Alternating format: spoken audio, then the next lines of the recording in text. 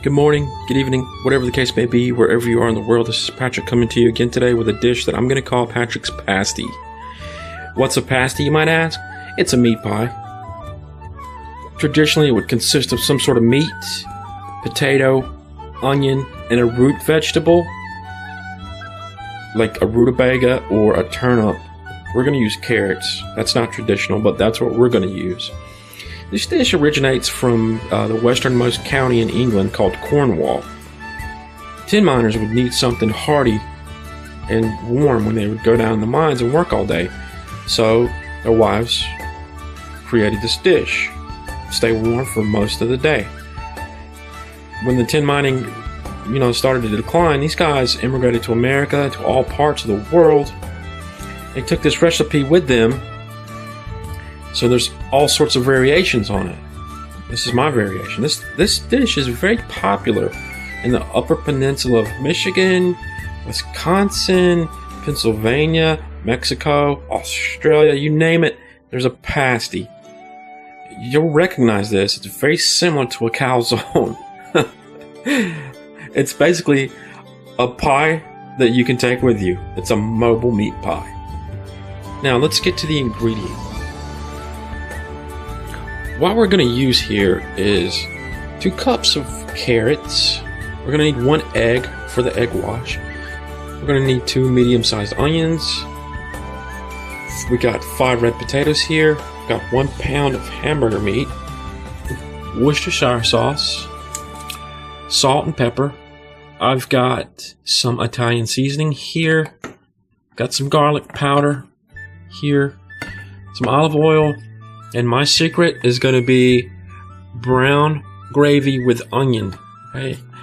Because there's not a lot of flavor just in these vegetables alone, so we're going to add every ounce of flavor that we could possibly add without over seasoning it.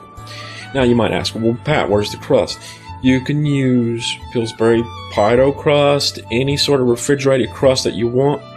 I'm very lucky because my wife took the time this morning to go ahead and make our own crust. She made this homemade, home scratch right here. So I'm going to go ahead and break down these vegetables. Everything needs to be in equal sized parts, and we're going to go ahead and start cooking this.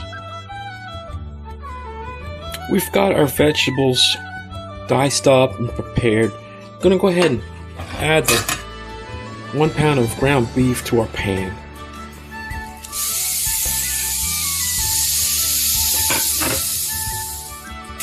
I'm also going to add our onions. As you can see, I've used a food processor. These are almost pureed. If you can, go ahead and chop them up as finely as you can. I'm going to go ahead and add this to the pan as well. Cook this down for about 5 minutes. While our onion and hamburger meat are cooking, I'm going to add 2 teaspoons of Worcestershire sauce to this. And then we'll stir this in. Number 2. And we're going to stir this in. Also, at this point, you're going to want to season with salt and pepper the hamburger meat and the onions. I'm using sea salt. I recommend some form of gourmet salt, sea salt. It's got all the minerals. It's got everything you need, unlike the salt that you buy over the counter. You don't really want that. It's not even iodized anymore. After 5 minutes, this is what the onion and hamburger meat looks like. I'm going to go ahead and add 1 teaspoon of our brown gravy onion mix. Like I said, you can also add the Lipton onion soup mix if you have it. I'm going to add this in there. And then I'm going to add 1/2 teaspoon more of this. There's our 1/2 teaspoon. I'm going to add 1/4 cup of water. Stir this in, let it reduce. This is our 1/4 cup of water. I'm going to add in there. I'm going to stir. Reduce this just a little, and we'll be on to our next step. Now I'm going to add a teaspoon of garlic powder and stir. And just before we add our carrots and our potatoes, I'm going to add a teaspoon and a half of Italian seasoning to our ground beef and onions. And stir that in. Right now this smells absolutely delicious. What I'm going to do at this point is go ahead and add our carrots in there.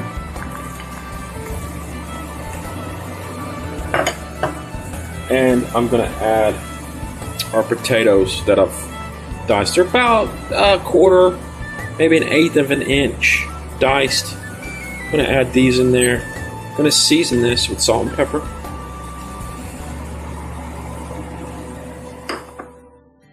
Got the salt right here.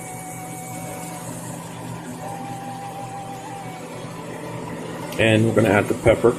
You to your taste. Okay? It's a lot of vegetables in there, so you're going to need a decent amount of salt. And we're going to stir this. I'm going to combine all this with the hamburger meat. Let it cook down for about 20-25 minutes until the potatoes become fork tender. Okay, you put a fork in there, and the fork slides out very, very easily. And we'll be on to the next step. I'm going to drizzle about a teaspoon, maybe 1 tablespoon, I'm sorry, of olive oil over the top of this. We're going to stir this in. Then we're going to continue to cook 10 or 15 more minutes until the potatoes, like I said, are fork tender. Okay, this is what the filling looks like after about 30 minutes of cooking. Everything's tender. All those flavors have melded together. It's very good. I've tried it already. Now, here comes my wife into the picture here, and she's putting together the dough. So, you're putting flour down there. This is the dough that you made early this morning, correct? And you're rolling it out.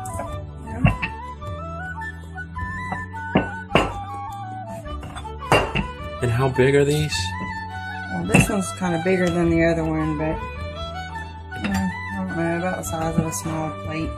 Okay, and what we have here for the filling is about 1/3 of a cup of our filling. And just talk us through the rest of this, babe. Tell us what you're doing there. All you do is you fold it over, and it probably wouldn't hurt to trim it a little bit. Right. If you want it to look pretty, I mean, I didn't trim the others, but if you want it to look pretty, throw that back in the flour bowl. And then just take a fork that you kind of dip in some of your flour and just mush the edge with the fork. We don't have a pastry brush, so I'm using just a paper towel dipped in egg.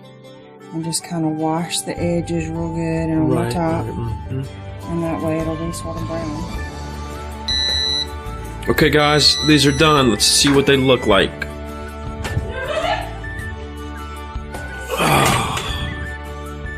Oh my god, they smell so good.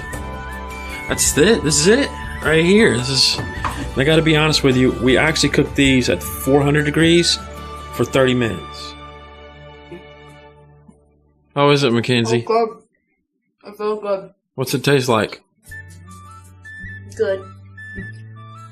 Not really anything like It you've tastes ever like had a before, pump- has it it? It's not like actually a hobo tastes- pie without the... Yeah. It actually tastes like a Yeah. it tastes like a pumpkin pie.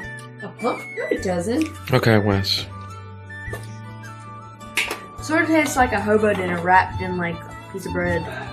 Really Is it good? Is it excellent? Is it awesome? It's pretty Is it something you want to have again? Uh-huh. Alright guys, there it is. There's the wife's right there. This is our pasty. And I want to thank my wife, Sherry, for making the homemade dough. Thank you, baby. Thank you, Sherry. You're welcome. I got this idea from a subscriber of mine. Her name is Bodika O. I'll put a link at the end of the video. She does a traditional pasty, so you can go compare the two.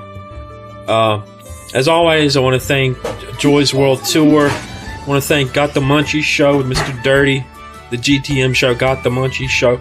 I want to thank Jason Callan, who got me started doing all this. Appreciate you, bud. And we'll see you next time. And remember, as always, don't get shit.